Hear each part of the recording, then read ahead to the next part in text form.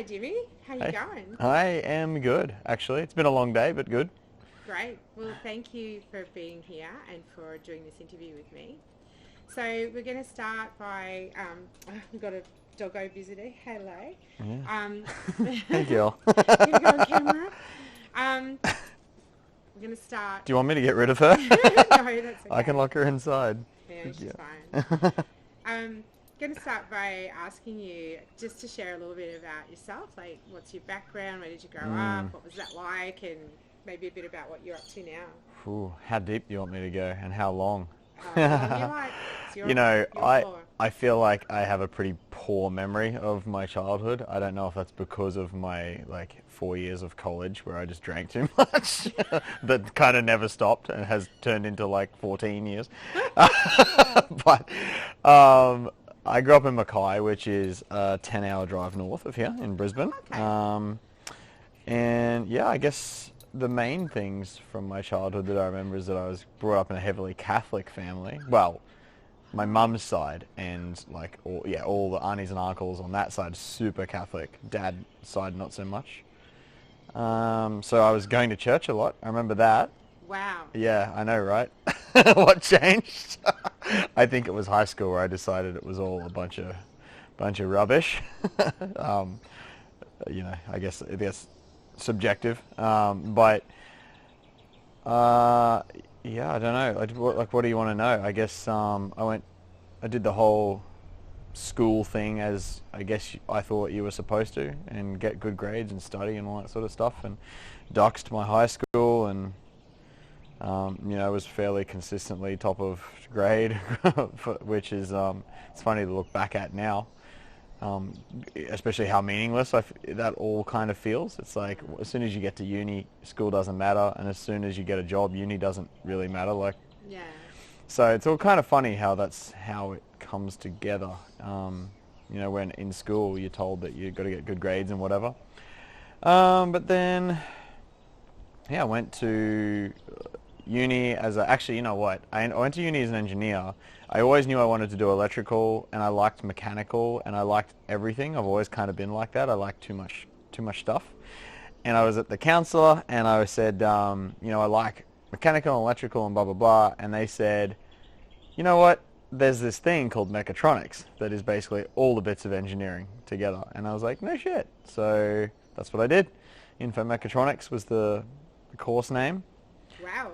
Never heard of that. Yeah, it's relatively new. I guess I was in one of the earlier years of it. I think it's pretty common now. I think there's 40 people in my degree. Yeah, did that, and then I was just doing the standard thing: go get a job as an engineer. Again, try to do good in uni at the same time as drinking a lot and having a lot of fun. Good 4 years. I lived at UQ and got the ferry to QUT every day. Oh yeah. Yeah, and got the job, did the thing, made some money, and then at some point I realized that I didn't want to work for someone else. I guess that's a bit of a journey too. Is that where you want me to go? Yeah, sure. Go wherever you want. So, something you already know about me is that I got into the whole, I guess you'd call it the pickup scene. It's got a much worse name now than it did back then, but I guess it always had a bad name, but I tried not to get into all the bullshit side of it, like the scripted game, which a lot of people did, where it was like, you open with this line, and if they say this, then you say this, and it was kind of, I tried it once, literally once, and I was like, oh, this is interesting. Like the guys, I read the book, the game, and I was like, wow, you can actually learn to get better with girls. Who wrote that? Neil Strauss. Oh, okay, yeah. I heard of And I was rubbish with girls at the time. Looking back, it's quite funny because I know I shouldn't have been rubbish, and I had a lot of girls around me that, that I liked, that it turns out liked me back, and it just wasn't even in my reality. That is super common. It's super common with guys who get into the whole pickup scene. Oh, wow. That it's just literally not even in their reality. And I guess this carries over to business too. Like if someone doesn't believe they're going to be successful, or believes they won't be successful, which is kind of the similarity there, because it's Yeah. like, if you think you are just bad with girls, you will be. and you don't know how to make a move and do all of that stuff. Well, yeah, exactly. It's like you're living into a no rather Yeah. than a yes. Absolutely. So that that whole thing is it put me on like a path of, I guess, self-development. There's a very heavy theme of personal development within the, I don't like calling it the pickup community, but like the how to get girls community is a little bit too long and wordy. But I got fairly heavy into that, and just I became a bad person for a while, for sure. But then I realized I needed to fix myself up and get out. Anyway, the point of that story was, at some point during that process, a friend from that whole space invited me to a internet marketing seminar where we learned how to use ClickBank to sell like affiliate offers and like get websites ranking on Google and sell stuff. And that kind of sent me down the path of not wanting to work for someone again. So I was making websites on the side and trying to get them ranked in Google. Yeah. Sorry. Cars driving past. Natural. Oh man, yeah. It's like a bloody convoy. What's going on here? At least we don't have planes flying over today. That's nice. The wind's changed. I had a chainsaw interview I did with Nathan, my co-founder. Yeah. Someone started up a chainsaw next door. Oh wow. I was just laughing my head off. Yeah, that's good timing. Yeah, great timing. The mornings here are crazy because it's spring. The birds are just going nuts, and I'm trying to record my course. Yeah. And they are going bonkers, and I like play it back, and I can just hear birds, and I'm just like, this isn't very professional. But I don't think anyone cares. yeah, but yeah, I went to this conference, and you started building websites and getting them to rank in Google, and putting like AdSense and affiliate offers on them, and trying to make this money on the side.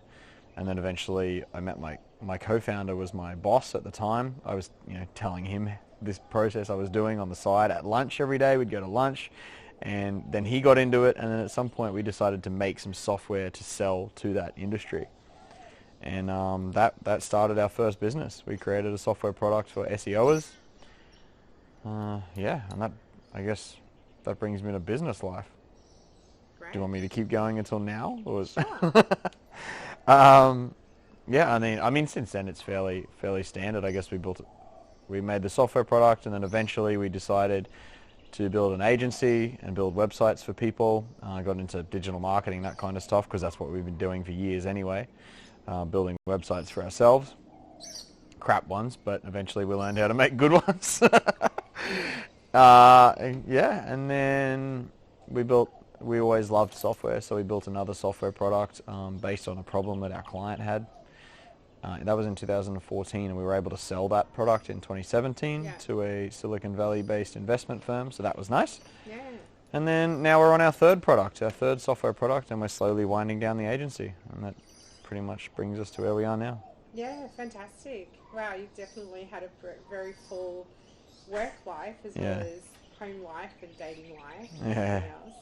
So how long have you been with your current partner? Yeah, so that was how I got out of the whole community, I guess. I realized that like at some point I was going to have to lock down with somebody, because it's kind of an empty life to, I guess, have the surface level of relationships rather than get deep.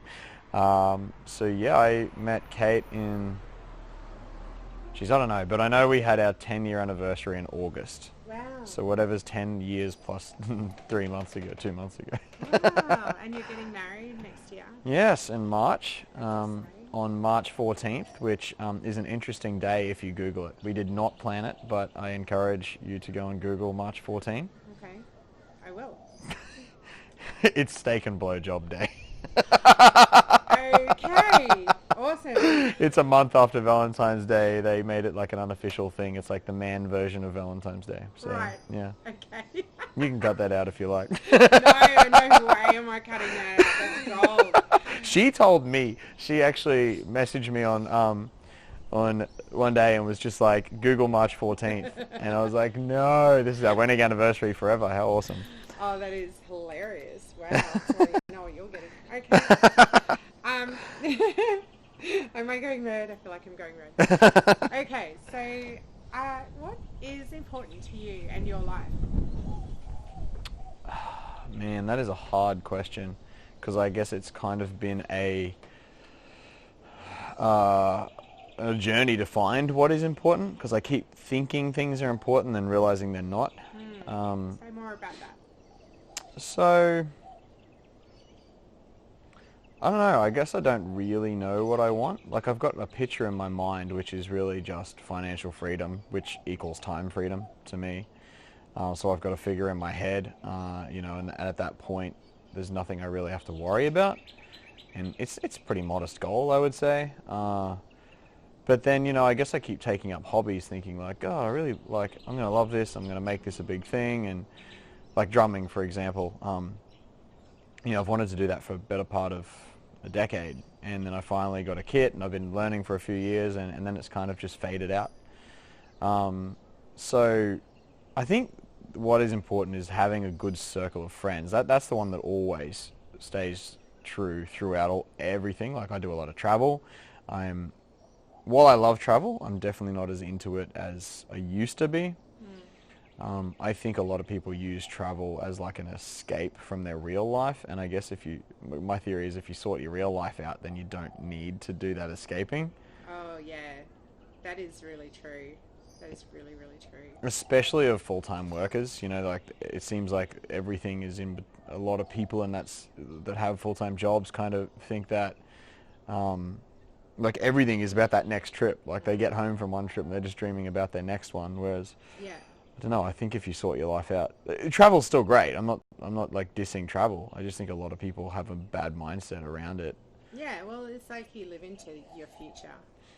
So if you're like everyone, Fridays is a good example, right? So, right. Yeah. TGIF. So you wake up Friday morning and you're like, even though you're going to work, yay, it's Friday. And then Sunday night comes and you're like, oh, bloody hell, it's Sunday night.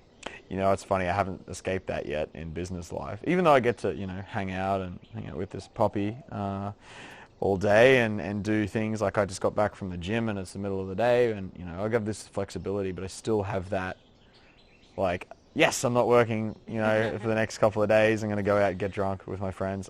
That's so funny. But yeah, the friends is still one of the most, like, consistently the most important thing. Like, even when I travel, it's usually for like conferences and entrepreneur stuff, and the thing I like the most is making friends at those events. So it's definitely what it comes back to. Yeah, having just been at a conference with you, I totally get that. Yeah. So so let's have a little bit of a deeper look at that. So when you talk about what's important to you, how does that show up in your day-to-day life? I'm going to say that again. Yeah, that's really got to just punch it around this corner, apparently. Yeah, that's douchebag. Right. So with what's important to you, how does that show up in your day-to-day life? How are you prioritizing what's important to you in your day-to-day life? Ooh, you would assume in my day-to-day that I don't prioritize friends, because I'm actually quite bad at organizing things, if that makes sense. Like, someone who values hanging out with my friends so much, you'd think I wouldn't wait until like Friday at 5 p.m. to be like, hey, what's everyone doing tonight? Yeah.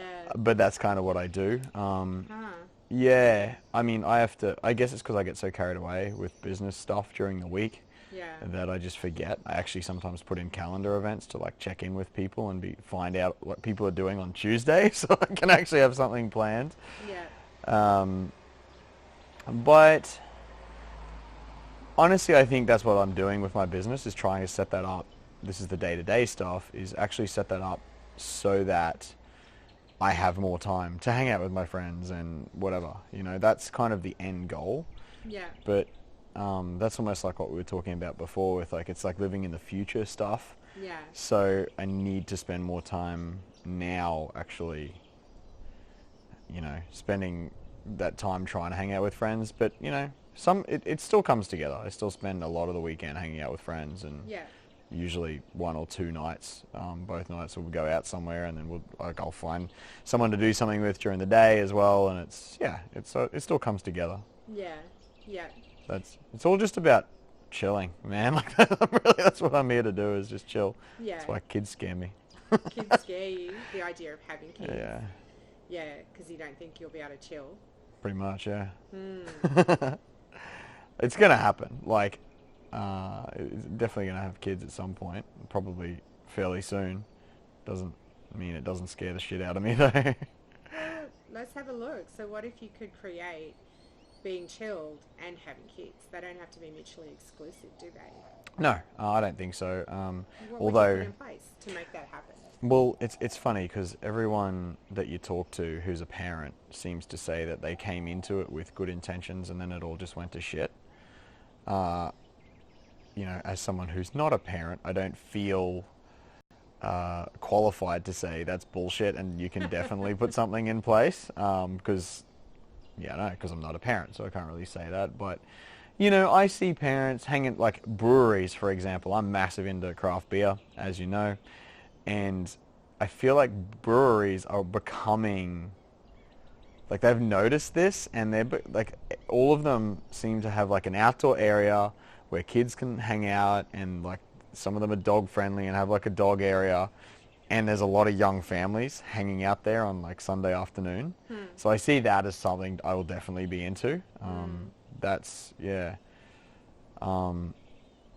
Honestly, other than that, I'm not sure. I guess like some level of financial freedom would allow us to, whether it's daycare or like, you know, someone to look after the kid while I'm still able to do work.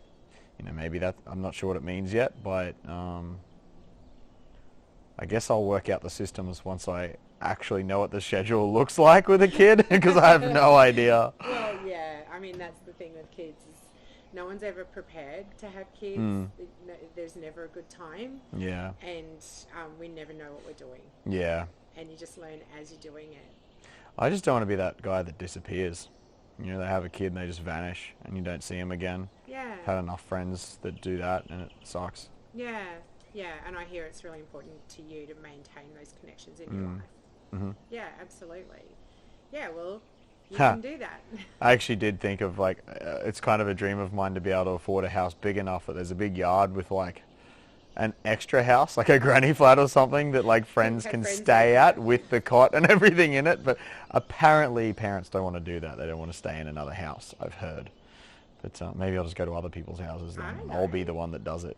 I don't know about that. Really? I don't know about that. Well, maybe it's just the same people that disappear are like the ones that are precious about where the baby sleeps. Maybe it's who your friends are. Like, I mean, your friendships ebb and flow over time, right? So, you know, sometimes there's certain periods in our life where certain friends are really important and then they become less important and other people become more important and it's just life. And it doesn't mean you don't love them or don't care about them. It just means that that's the flow of life. It's also a compatibility thing, yeah. Like if someone has a kid and they don't want to spend time with friends, like they're not prioritizing friends anymore, then obviously they're going to fall away. It's Yeah, and look, if that's what you want to create, you definitely can. Like that's in your power, right? I hope so.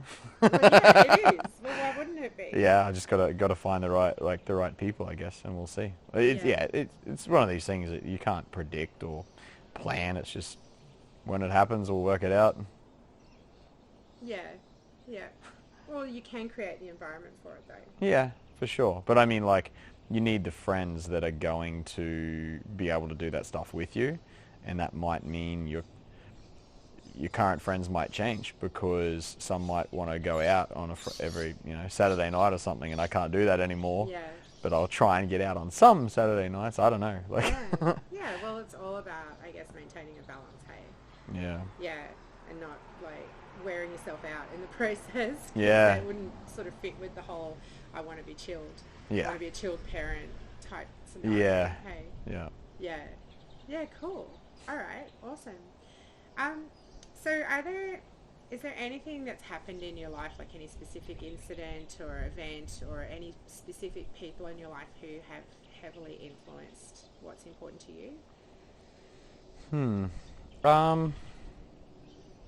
I mean, there have been events that have changed the way I think, but they're more like business things, just when I've been like way too busy and taking on too much work, and then kind of forgot that that's the reason I got into business was to not be like that, and it sort of changed the way I look at, spending money to save myself time. So that's just business in general has really changed my thinking on that. And I notice that when I talk to, I guess, people who aren't in business. There's this mindset in entrepreneurship that people have that's like, they might be very happy to pay for a cleaner because it saves them, I don't know, a Saturday morning running around cleaning the house. And to pay $120 or whatever it is to get someone to clean, entrepreneurs tend to view that as like a really good investment because they're saving time. Whereas I see a lot of people, and my fiance is a good example, like that's 100% cost to her because she's quote unquote happy to run around the house and do all the chores. So that's definitely a big mindset shift for me. Like one day I hope that I don't want to have to cook. I hate cooking. Like, for me, like, it's just one of those things. You know what I hate the most is hanging up clothes on the line and taking them down. I know that sounds silly, but just like, I hate that. Of all the things, I'd rather be pulling out weeds or something. Like, I hate... Jimmy gets a dryer and the electricity bill goes up to him. Well, we have a dryer, but they destroy your clothes. So it's like, it's just one of those funny things that I feel like that's the mindset I want. I want to be financially free enough that I can pay someone to do those things and then spend more time with friends and family, and I assume a kid when we have a kid, That's probably the main thing. Yeah. I don't think anything's really influenced me that friends are really important. They've always kind of been, to some extent, like I spend a lot of time playing video games, which is like the opposite end, like that's a solo activity for most of the time, and I always have, for years I've been a gamer, but on the flip side, I've still always spent a lot of time trying to hang out with friends, even if it's only one or two friends back in the day, Yeah. I can't point to a time or something that's made that happen. Okay. Yeah. All right. So, who in your life do you think would benefit from being asked what's important to them? My fiance, Kate. Yeah. For sure. And my dad. Yeah. My dad needs that for sure. Say a bit more about him. So, my old man is, well, it sucks because he lives a long way away, like back in Mackay still. So, I don't see my parents, mum as well. I don't see them as much as I should. And there's a blog post I think a lot of people have read that it's like doing the maths on how many times you'll see your parents, like in the time they have left, based on how often you see them a year, and it's like kind of eye-opening, right? Like if you only see them a couple of times a year, it's pretty scary. So I know I need to spend more time getting up there, but between everything else, it's actually been real difficult. But yeah, I need to spend more time with Dad because like I feel like he's getting to an age where like he can't get another job, and he's not a big fan of the job he's currently got, and he really takes a lot of ownership of what happens at work. Like I guess some people are like that when they leave their job, they can just disconnect from that and leave, and now it's home time. But if something, if he's put a proposal through and it didn't go through because of whatever, that'll upset him at home, and so I think that's why he would benefit from, what's important to him. Is that really that important? Yeah, interesting. Yeah. So in terms of like people knowing what's important to you, so obviously this interview will be published and you'll be able to share it. So who would you want to share it with so that they know what's important to you? It's a good question. This is going to sound kind of defeatist, but I always just assume no one cares about anyone else. No one cares. I'm just going to get out my little violin. Well, no, I mean, it's kind of standard. Like, I don't know. Like, I don't think... I'm sure some people care, but, yeah, I don't know. I don't... Maybe my parents. Yeah. Do you know what? I think you've hit on something there, though, in that what we found... I mean, has anyone ever asked you this question before in this way? Like, has anyone ever asked you what's important to you in your life? Not really. I don't think so. I mean, it comes up in conversation, but not like directly like this. Yeah. Like there's different iterations of that. Like, yeah. What do you value? What do you prioritize? Yeah. All kinds of different things. But this question we find asking it in this way is very intentional, and what we found is that 87% of the people we ask have never been asked that. And it's interesting in light of what you've just said. Yeah. And I just kind of wonder, is that about, I don't know, people just going through the motions of life and maybe not even stopping to think?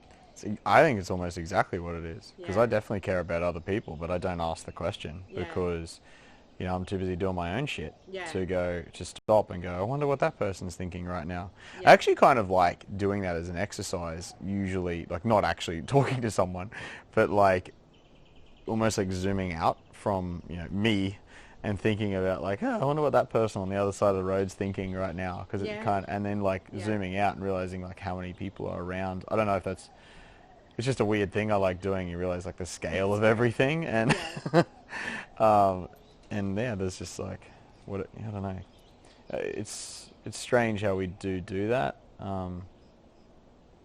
Yeah, I think this is why the whole How to Win Friends and Influence People is like such a good thing to do, because the whole premise of that book is like get people talking about themselves and listen, because no one ever does it, for one, and people love talking about themselves, and I guess for the people aren't used to getting those questions and getting the opportunity to talk about themselves.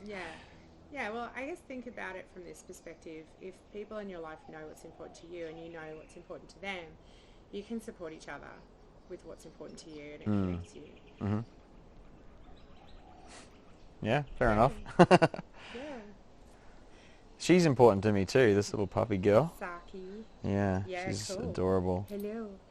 All right. Well, thanks so much for your time, worries. and thank you for being so upfront and out there and honest. No worries. I would love to follow up with you in a few months' time and just see if anything in there has shifted. Cool. Thanks. Thanks for the opportunity. No worries.